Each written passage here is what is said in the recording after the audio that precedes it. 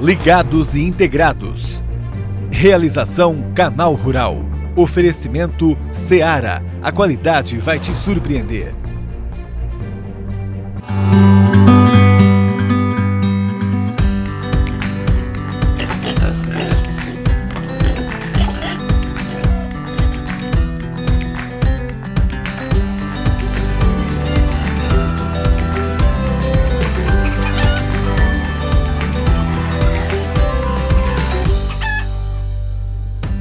Olá, bom dia!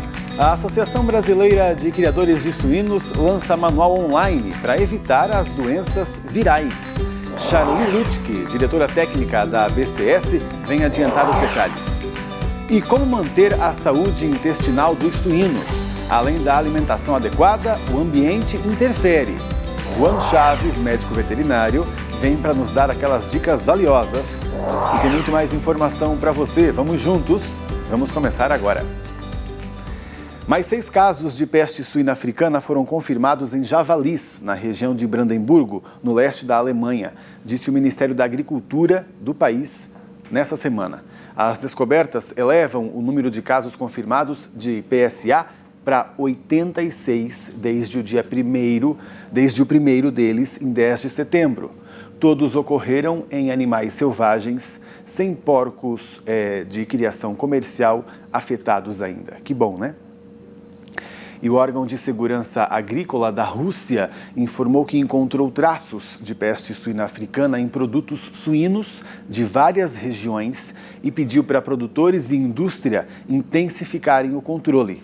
A maioria dos produtos veio da região de Voronezh, na parte central do país, o que significa que, na realidade, o controle sanitário por lá está complicado na Rússia.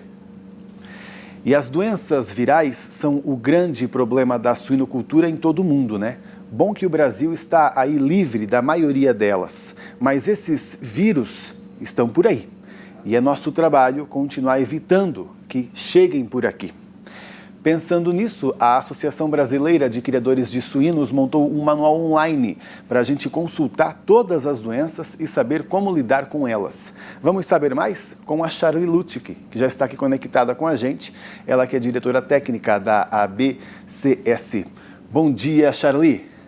Bom dia, Pablo. Bom dia a todos que estão aí ligados e integrados conosco. Tudo bem? Tudo certo, legal te ter aqui. A internet está um pouquinho oscilando, mas o bom é que a voz está vindo, a informação está vindo. Charly, conta pra gente, qual era, diríamos, um problema que existia para a gente criar essa situação aí agora, no caso de um livro online, que a gente possa consultar, tanta informação. Por quê, hein, essa ideia? Então, Pablo, nós fizemos esse livro junto com a professora da USP, a Masayo Mizuno, e outros colaboradores, principalmente para a gente retomar quais são os agentes virais mais importantes, os sinais clínicos, que essas doenças acometem no rebanho de suínos, para principalmente os produtores e os técnicos de campo conseguir identificar rapidamente essa doença e evitar que elas possam se disseminar. Dentre elas, nós focamos aí nas doenças que acometem no rebanho mundial, como, por exemplo, você estava falando da questão da Alemanha, com os casos de peste suína africana, peste suína africana que está ocorrendo, há muito tempo na Ásia e leste europeu, e recentemente na Alemanha. Então, nós dedicamos um capítulo muito grande com os sinais, até para evitar que chegue ao Brasil, para todos estarem alertas, vigilantes, porque o Brasil teve peste suína africana em 78 e em 84 se declarou livre da peste suína africana, Então, nós não temos a doença no país. Mas outra doença que nós temos no país é a peste suína clássica, bastante diferente da peste suína africana, e ela acomete também o rebanho, causando sérios problemas de saúde para os suínos e principalmente impactos econômicos. Mas essa é uma doença que se concentra, na zona não livre, nos 11 estados que compõem ali norte, nordeste do país, né? Então, abaixo da Bahia, Mato Grosso, onde são os estados produtores, né, de carne suína, são considerados todos esses 16 estados como zona livre da peste suína clássica. Então, essas duas pestes, né, elas acometem o rebanho, causando problemas seríssimos de hemorragia, mortalidade, impactos econômicos muito sérios, né? Elas não têm tratamento, então são doenças de notificação obrigatória, né? Assim como a gente está vendo em outros países, por exemplo, o Japão perdeu o status, né, oficial para a peste suína clássica, e a gente está vendo, né, também com a peste suína africana, quanto ela tem dizimado os plantéis, né, com sacrifício dos animais por serem doenças que não têm tratamento. No caso da peste suína clássica, existe a vacina. Já para a peste suína africana não temos a vacina. Então, nossa intenção realmente foi desenvolver um manual com muitas fotos para o produtor, para todas as equipes de técnicos olharem e estarem alerta rapidamente. Se em caso de algum sinal, notificar o veterinário responsável ou o serviço veterinário de defesa mais próximo, porque pode ser, muitas vezes, o alerta de um foco e nós temos que conter a doença rapidamente. É munir de informação o produtor e também o profissional que trabalha nessa área, né, Charly? Ali temos, então, tudo sobre as doenças, como evitar e também, lógico, aí toda a questão de biossegurança que a gente faz bem, mas é bom sempre reforçar. Exatamente, Pablo. É importante, assim, a doença, quando chega uma doença no plantel, né, primeiro, assim, o importante é a gente, como você falou, biosseguridade, redobrar os cuidados de biosseguridade e não deixar a doença chegar. Independente da doença, né, o produtor redobrar cuidados de biosseguridade. O que seria isso? Caminhões que chegam, né, tá sempre bem lavados e desinfectados, porque pode carregar vírus, bactérias, patógenos como um todo e trazer doença para a granja. A questão das granjas cercadas, né? Então, assim, evitar a circulação de pessoas, né, veículos, impedir que adentrem, né? E também granjas cercadas, porque a gente tem os suítes acelvajados, como está acontecendo, né? Você bem falou, são 86 focos na Alemanha, a Polônia ali, muito próxima, também estavam com muitos focos. E esses focos da doença, da peste suína africana na Europa, na Alemanha, né, causou um impacto gigantesco para o rebanho alemão, né, porque a comercialização de suínos parou, exportação de carnes, e você imagina quando você para a exportação de carnes em um país que depende muito, que o rebanho é muito significativo, né? E não só para a própria produção, mas tudo o que está ligado a ela, né? Muitos outros setores da economia vão sofrer também, né? Acabam sofrendo. Exato, Pablo. Então, assim, ali você teve casos todos relacionados aos suídeos acelvajados, como os javalis, né? Então, o que torna ainda mais difícil, porque você tem o vírus circulando, o ciclo silvestre. Porque quando você, por exemplo, tem uma granja concentrada, você acaba fazendo saneamento, eliminação de todos aqueles animais e contendo toda aquela região. Porém, em javalis circulam muito, como tiveram muitos casos ali na fronteira com a Polônia, né? E acabou adentrando na Alemanha, porque os javalis. Então, a Alemanha teve que cercou áreas de fronteira, então agora está com uma grande operação, assim, de conter medidas de enfrentamento e contenção dos focos, né? E para a gente, de javalis. Inclusive, não precisar fazer tudo isso, né, Charly? Informação como esse livro é bom. E onde é que a gente encontra ele para consulta? Vamos dar o serviço. Então, Pablo, ele está disponível online, né, para baixar gratuito no nosso site, que é só clicar lá www.abcs.org.br, né? A BCS é a Associação Brasileira de Criadores de Suínos, e aí você já vai ter acesso a botar na internet, Manual de Doenças Virais de Importância na Suinocultura. Tá ótimo. E aí você consegue ver, e principalmente, Pablo, é importante porque a gente colocou nesse livro todas as informações, quem é o agente viral, quais são os possíveis vínculos de transmissão, as medidas de controle e com muitas fotos, né, o que fica muito fácil, didático e também distribuição da doença no mundo, com muitos mapas atualizados. Então é só clicar lá e o material está disponível de forma gratuita para auxiliar e principalmente para todos replicarem para suas equipes, capacitar, aprimorar e divulgar esse importante material que desenvolvemos para compartilhar e promover o aprimoramento de todo o setor. Ótimo, legal então. Parabéns pela iniciativa aí, bom trabalho e até a próxima. Obrigada, até a próxima. Um bom dia a todos. Um bom dia. Tchau, Fábio. Tchau, tchau. E nos primeiros 9 meses de 2020, o volume de carne suína exportada pelo Brasil já superou o total embarcado no ano passado. As informações são da Associação Brasileira de Proteína Animal, a ABPA. E se você comparar os 9 meses de 2020 com 2020 com 2019, a alta é de 32%. Com isso, claro que a nossa produção aumentou. Ainda não há números oficiais, porque o ano não acabou, né? Mas o Rabobank analisa que a expansão na suinocultura brasileira deve ser aí de 4,5%. Agora vamos acompanhar como fica a previsão do tempo, que nós estamos de olho aqui, você sabe, por conta das próximas safras e de como pode ficar o nosso custo de produção ano que vem. Então a Kelly vem aí. Por favor, Kelly, bom dia. Olá, bom dia, Pablo, bom dia a todos. Hoje eu separei alguns mapas aqui para a gente dar uma olhadinha, ver como é que vai ficar o próximo período e algumas cidades também para a gente observar. A gente começa com as imagens de satélite, a gente pode observar poucas nuvens ainda carregadas, um pouco mais na região norte do país. E como é que vai ficar o próximo período aí? Já entrando em novembro, a gente vai ter redução dos volumes de chuva, principalmente na região sul. A gente tem um pouco mais de chuva ali na região sudeste, especial Minas Gerais, Espírito Santo e parte ali do Rio de Janeiro. São Paulo já reduz bastante. Mato Grosso do Sul vai ter um pouco mais de chuva. Mas olha aí, são volumes de no máximo 50 milímetros em todas as regiões, num período aí de 7 dias, 6, 7 dias, é pouca chuva. Então a gente tem aí começando esse período com pouca chuva. Separei algumas cidades para a gente dar uma olhadinha. Chapecó, Santa Catarina, no período de 30 dias. Quando que vai começar a chover um pouco mais?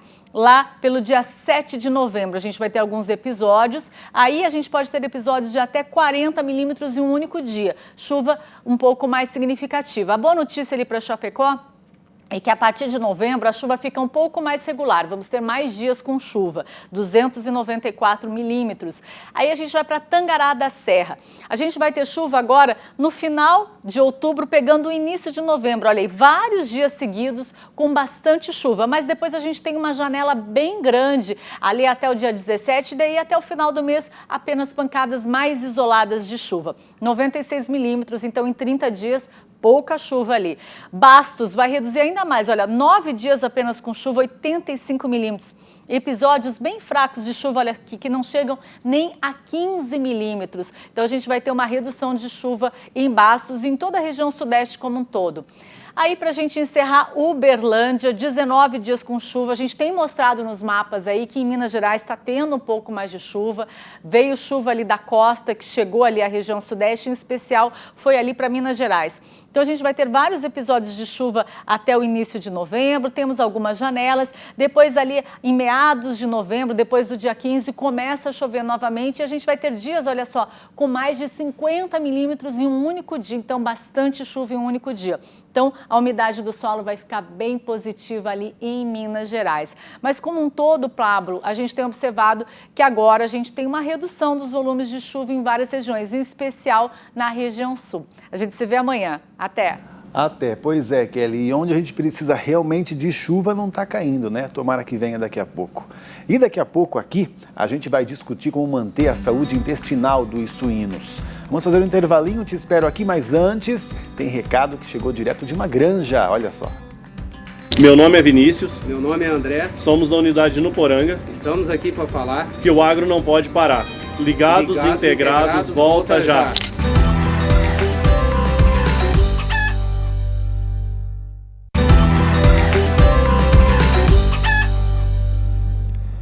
Já estamos juntos de volta pelo Canal Rural, o canal do Criador e também pelo Instagram, né? Quem é que está postando foto ou vídeo aí com a hashtag Ligados e Integrados? Quero ver, porque daí aparece na TV sempre, né? Hoje está aí com a Ana Carla, trabalhando bastante, hein, Ana? Um abraço para você, sucesso aí. E assim como nós, uma dorzinha, por menor que seja, na barriga incomoda. os suínos. Os animais não vão comer direito e aí você sabe, né? A sua conversão alimentar aí vai cair bastante. O pior é que, como os suínos são curiosos, cheiram, né, e lambem tudo, essas dorzinhas aí de barriga são bem comuns. Mas você pode ajudar, sabe como? Primeiro de tudo, ambiente limpo. E tem muito mais. A Júlia Fabbri conta pra gente. Quando falamos sobre saúde intestinal dos suínos, estamos falando em ausência de doenças, boa absorção dos nutrientes presentes nos alimentos e elevada produtividade. Problemas intestinais, como diarreia, podem provocar perda de peso nos animais e baixa absorção dos nutrientes. Em relação à saúde intestinal, um dos momentos mais críticos é o desmame dos leitões. Os filhotes enfrentam importantes desafios logo no início da vida. Além da separação da mãe, muda o ambiente e também a dieta. O estresse pode causar problemas como anorexia, num período em que os leitões ainda não têm suas capacidades digestivas, imunitárias e de termorregulação em plena forma, além de terem uma microbiota frágil. Os custos com a dieta dos animais representam mais de 2/3 dos custos totais da produção. A saúde do trato intestinal dos animais é de extrema relevância para a absorção dos nutrientes e para as respostas imunitárias. O intestino representa a primeira linha de defesa contra a pressão ambiental de agentes patogênicos e precisa utilizar os nutrientes dos alimentos de forma eficiente para produzir energia e tecidos. Em relação à alimentação dos animais, é preciso atentar para o consumo de ingredientes de alta digestibilidade. Ao melhorar o aproveitamento dos alimentos, é possível reduzir os riscos de infecções e, consequentemente, reduzir o uso de antibióticos. A melhoria da saúde intestinal dos suínos garante qualidade na carcaça, além de suprimir bactérias por causa do ambiente menos contaminado. E claro, a gente sempre conversa com um especialista no assunto. Geralmente o melhor do Brasil vem aqui conversar com a gente, você sabe, te dar informação. E hoje é o Juan Chaves, ele é zootecnista e é mestre em nutrição de suínos. Juan, bom dia para você. Bom dia, Pablo. Tudo jóia? Tudo jóia, querido. Obrigado por ter vindo conversar aqui com a gente.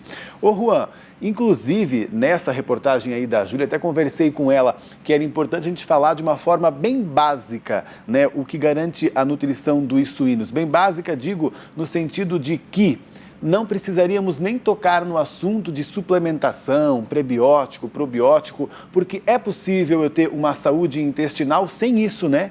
Com o básico eu consigo garantir isso nos meus animais. Sem dúvida, Pablo.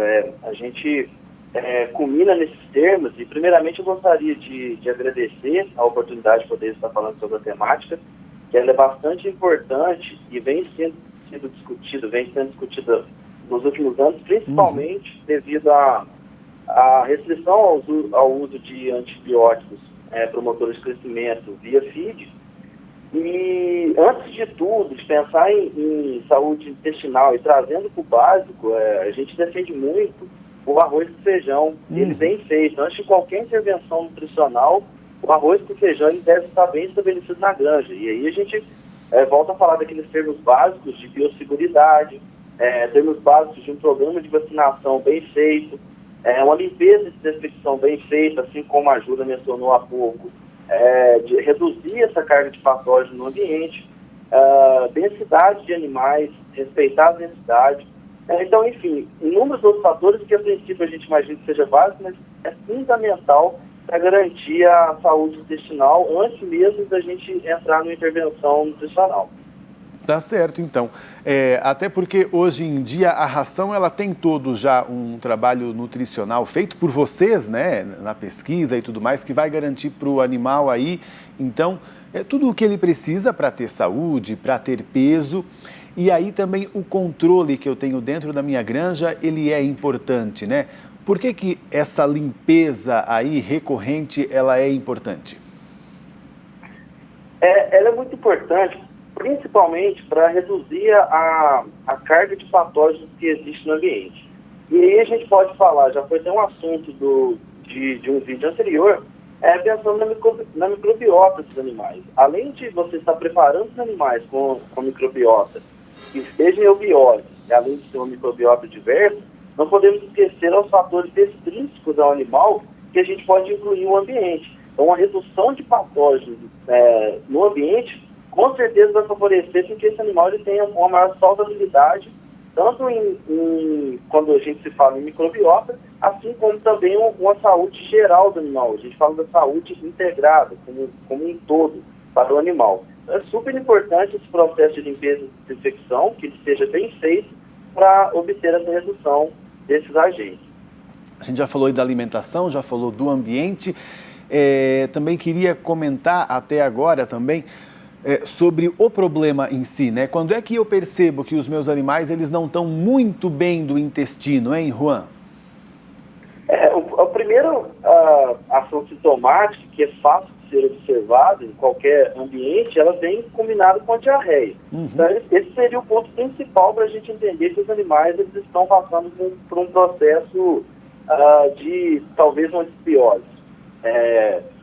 Então, o sinal clínico mais comum e mais fácil da gente conseguir identificar algum processo de desbiose seria a observação de diarreia.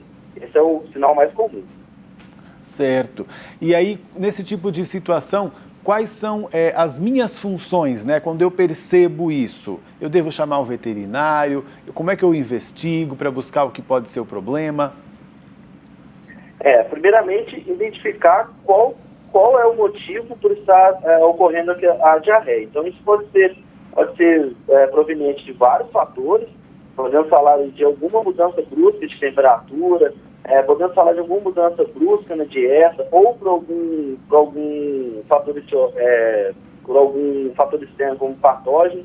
Então, a identificação, primeiro a gente tem que estar bem atento quanto às questões das mudanças que ocorreram naquele lote, ou naquele momento, para culminar naquela diarreia, porque a diarreia, se a gente for observar bem, ela é um processo natural, principalmente no pós-humano. E isso já ocorre, e principalmente devido ao grande estresse que o animal sofre no pós-humano. Sem dúvida, você está observando quais seriam os fatores que podem ter culminado essa diarreia, é o primeiro passo. E, posteriormente, a presença de um veterinário ela é importante para diagnosticar efetivamente qual seria a fonte do problema para ser resolvido. E aí a gente entra com vários outros processos para tentar minimizar o impacto que a diarreia pode ocasionar. Tá certo, então. Obrigado pelas informações, viu, Juan? Sempre que tiver novidade aí e tudo mais em pesquisa, vem trazer para a gente, por favor. Sim, sem dúvida, estou à disposição para qualquer informação e agradeço mais uma vez a participação. Valeu, a gente que agradece, sucesso aí.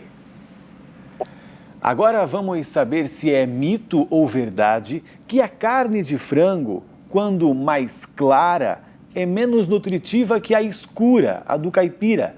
Já ouviu falar disso, né? Olha, nem sempre. Focinho de porco não é tomada.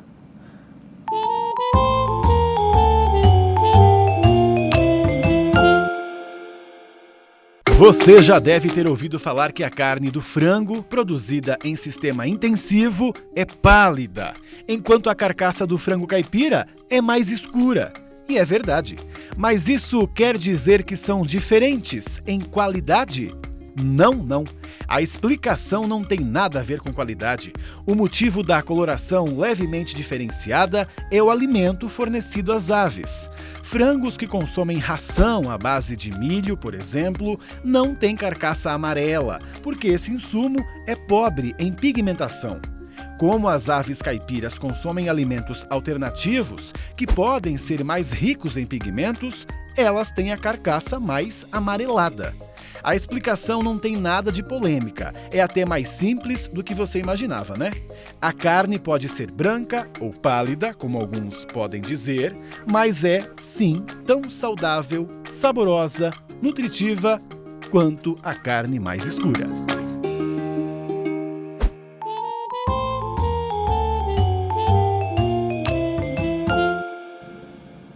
Viu só? Mande para os seus amigos. Ainda hoje a gente coloca lá no Instagram e você pode compartilhar esse conteúdo como sempre. O programa hoje fica por aqui, mas a gente, claro, se vê sempre 7 da manhã no canal do Criador, 11h30 da manhã no canal Rural. E também pelo YouTube, vai lá reassistir algum conteúdo que você precisa. Agronegócio, esse é o canal. Tchau, tchau.